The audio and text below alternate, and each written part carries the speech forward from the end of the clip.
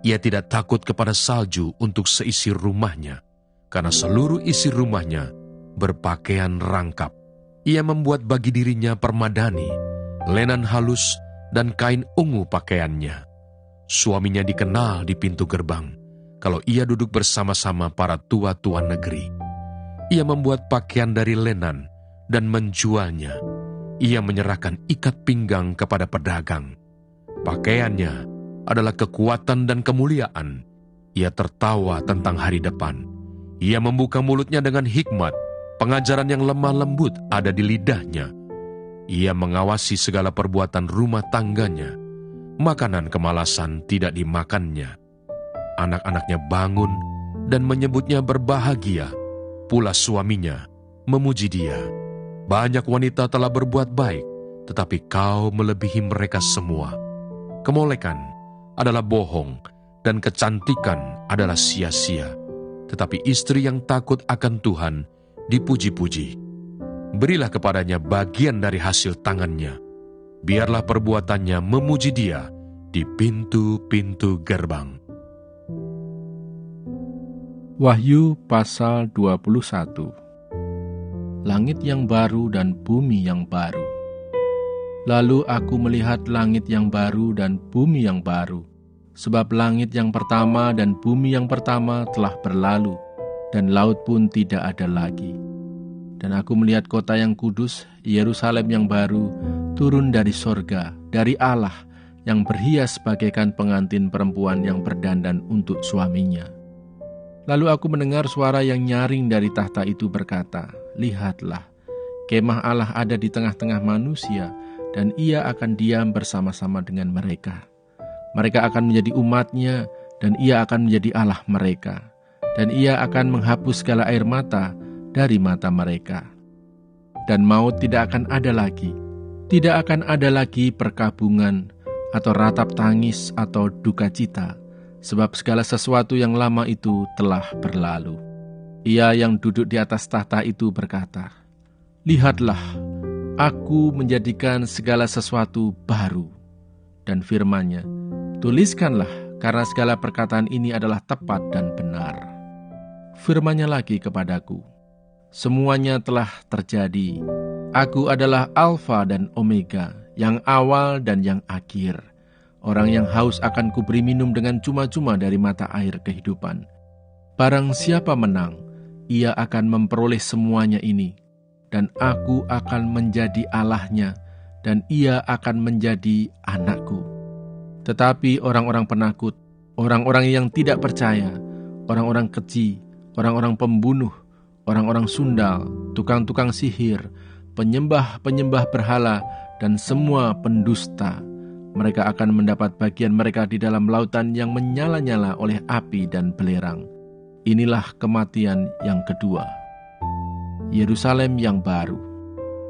Maka datanglah seorang dari ketujuh malaikat yang memegang ketujuh cawan, yang penuh dengan ketujuh malapetaka terakhir itu. Lalu ia berkata kepadaku, katanya, "Marilah ke sini, aku akan menunjukkan kepadamu pengantin perempuan mempelai anak domba."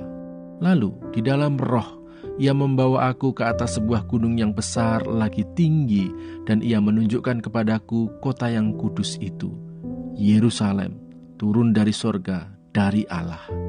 Kota itu penuh dengan kemuliaan Allah, dan cahayanya sama seperti permata yang paling indah, bagaikan permata yaspis, jernih seperti kristal. Dan temboknya besar lagi tinggi, dan pintu gerbangnya 12 buah. Dan di atas pintu-pintu gerbang itu ada 12 malaikat, dan di atasnya tertulis nama ke-12 suku Israel.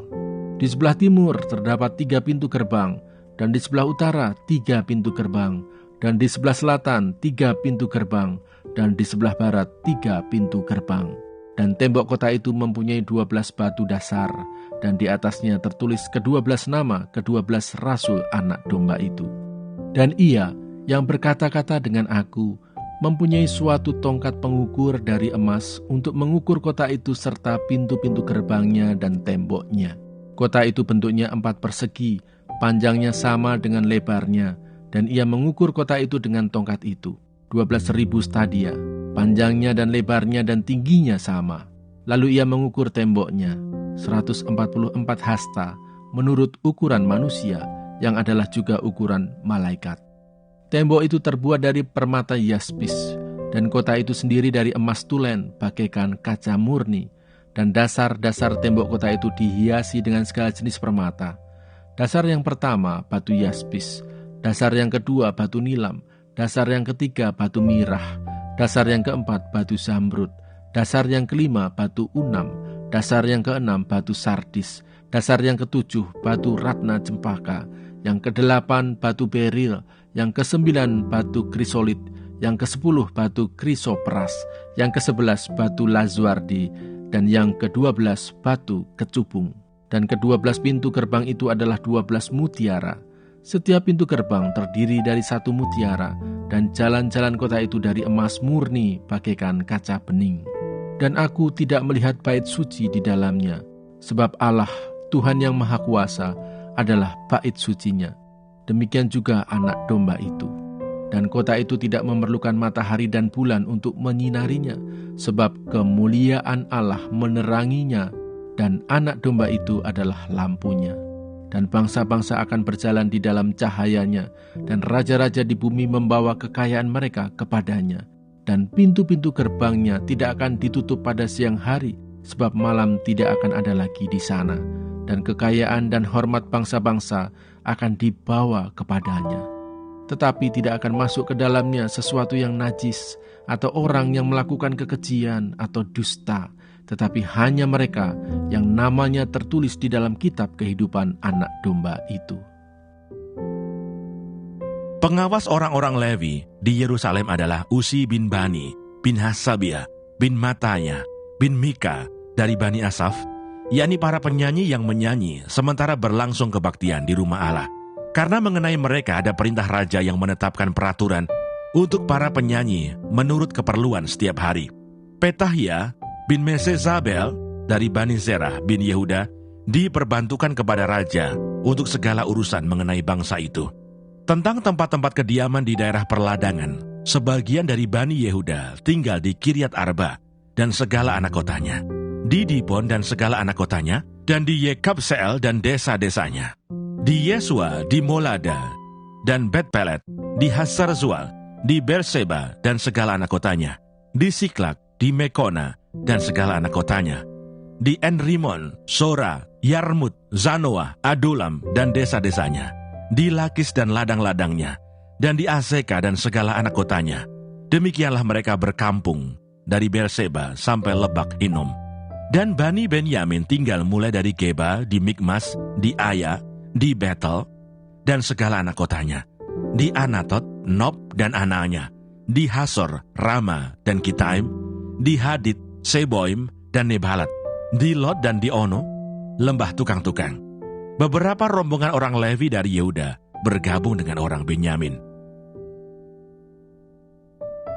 Nehemia pasal 12.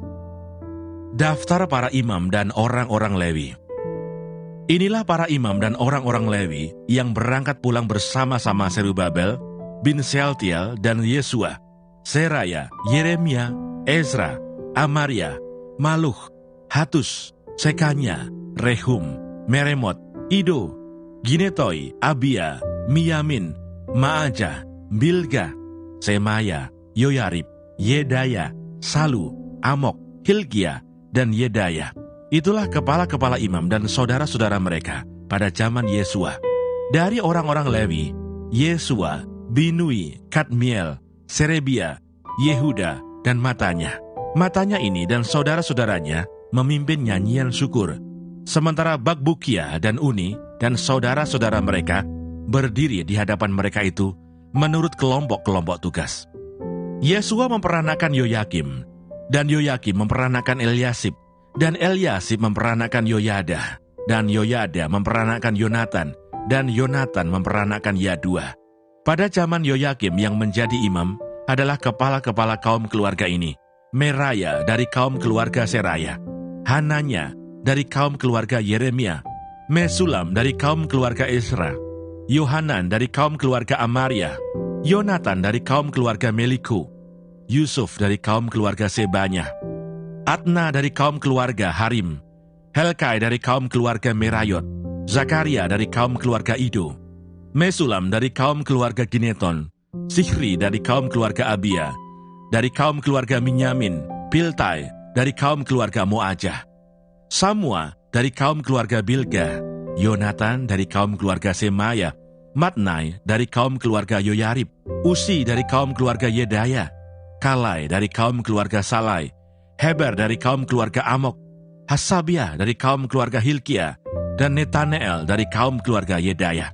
Tentang orang-orang Lewi, para kepala kaum keluarga mereka tercatat pada zaman Eliasib, Yoyada, Yohanan, dan Yadua, sedang para imam tercatat sampai pemerintahan Darius orang Persia itu. Kepala-kepala kaum keluarga, anak-anak Lewi, tercatat dalam kitab sejarah sampai zaman Yohanan bin Eliasib.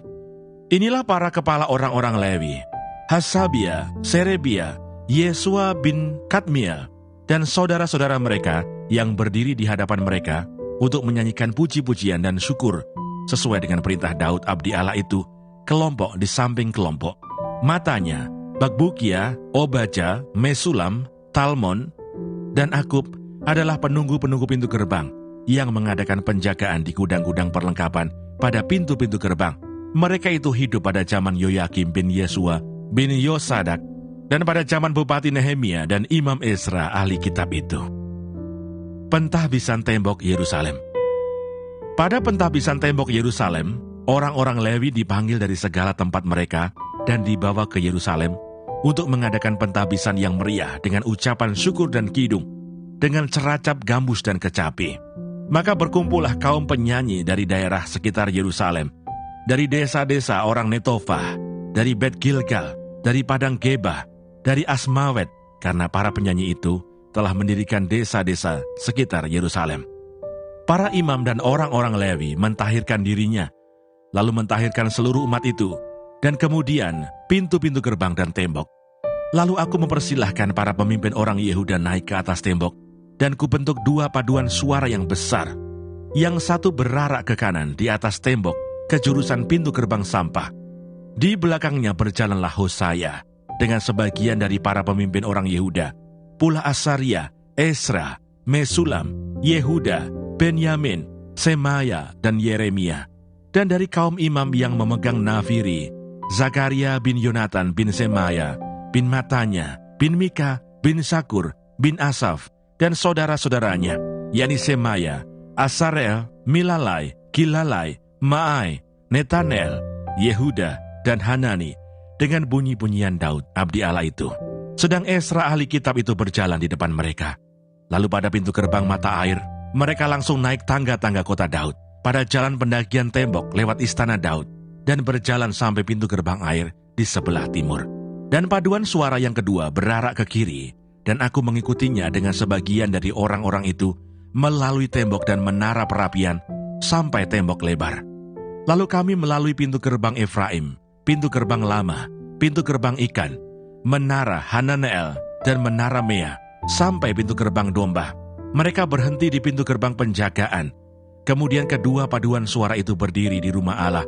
Demikian juga aku bersama-sama sebagian dari para penguasa dan para imam, yakni Eliakim, Maaseya, Minyamin, Mika, Elioenai, Zakaria, Hananya, dengan memegang nafiri, dan Maaseya, Semaya, Eleazar, Uzi, Yohanan, Malkia, Elam, dan Ezer. Lalu para penyanyi memperdengarkan kidung di bawah pimpinan Yisrahya. Pada hari itu mereka mempersembahkan korban yang besar. Mereka bersukaria karena Allah memberi mereka kesukaan yang besar. Juga segala perempuan dan anak-anak bersukaria, sehingga kesukaan Yerusalem terdengar sampai jauh. Jaminan hidup untuk para imam dan orang-orang Lewi. Pada masa itu beberapa orang diangkat untuk mengawasi bilik-bilik perbendaharaan, bilik-bilik untuk persembahan khusus, untuk hasil pertama, dan untuk persembahan persepuluhan, supaya sumbangan yang menurut hukum menjadi bagian para imam dan orang-orang Lewi dikumpulkan di bilik-bilik itu sesuai dengan ladang setiap kota. Sebab Yehuda bersukacita karena para imam dan orang-orang Lewi yang bertugas, karena merekalah yang melakukan tugas pelayanan bagi Allah mereka dan tugas pentahiran, Demikian juga para penyanyi dan para penunggu pintu gerbang, sesuai dengan perintah Daud dan Salomo anaknya. Karena sudah sejak dahulu, pada zaman Daud dan Asaf, ada pemimpin-pemimpin penyanyi. Ada nyanyian pujian dan nyanyian syukur bagi Allah. Pada zaman Zerubabel dan Nehemia, semua orang Israel memberikan sumbangan bagi para penyanyi. Dan para penunggu pintu gerbang, sekadar yang perlu tiap-tiap hari, dan mempersembahkan persembahan kudus kepada orang-orang Lewi. Dan orang-orang Lewi mempersembahkan persembahan kudus kepada anak-anak Harun.